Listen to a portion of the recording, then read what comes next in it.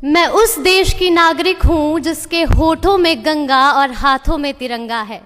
वो देश जो कभी सत्यम शिवम सुंदरम, कभी वंदे मातरम और कभी पंजाब सिंध गुजरात मराठा द्रविड़ उत्कल बंगा है।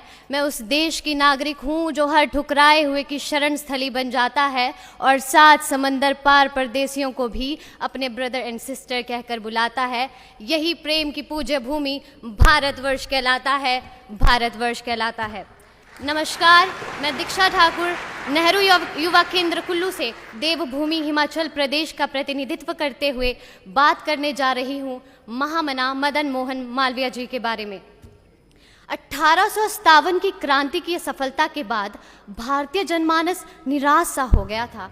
ऐसे में 25 दिसंबर 1861 को तीर्थराज प्रयाग में बालक मदन मोहन का जन्म हुआ, जिन्होंने आगे चलकर न केवल भारतीय संस्कृति का संरक्षण किया वरन शिक्षा के द्वारा परंपरागत और आधुनिक ज्ञान विज्ञान से समान्वित विकास एवं प्रसार से पराधीन राष्ट्र के आत्मविश्वास और स्वाभिमान को बढ़ाया। महामना की जीवन दृष्टि के 2 ही आधार थे, ईश्वर भक्ति और देशभक्ति। इन दोनों के उत्कृष्ट संश्लेषण, ईश्वर भक्ति का देशभक्ति में अवतरण और देशभक्ति की ईश्वर भक्ति में परिपक्वता महामना जी की जीवन दृष्टि का विशेष पक्ष था।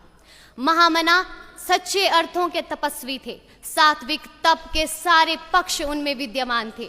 श्रीमद् भगवद गीता में वर्णित वाचिक, कायिक और मानसिक तप के वे साधक थे। सदा शुद्ध संकल्प युक्त रहना उनका मानसिक तप था। असत्य, अप्रिय और खोटे शब्दों का त्याग तथा सदा शुद्ध, प्रिय और मधुर वाणी का प्रयोग उनका वाचिक तप था। दूसरों की सहायता करना, समाज की सेवा करना और देश और जाति के लिए अपने शरीर पर होने वाले कष्टों की परवाह ना करना उनका शारीरिक तप था।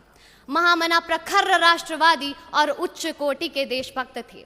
वे जाति, भाषा, संप्रदाय और क्षेत्र के आधार पर भारतीयों के मध्य बढ़ते दुराव को समाप्त कर देश को एक शक्तिशाली राष्ट्र और संप्रभु देश के रूप में देखना चाहते थे। अपने इन्हीं सपनों को साकार रूप देने के लिए और शिक्षा के व्यापक प्रचार प्रसार के लिए महामना ने काशी में हिंदू विश्वविद्यालय की स्थापना की।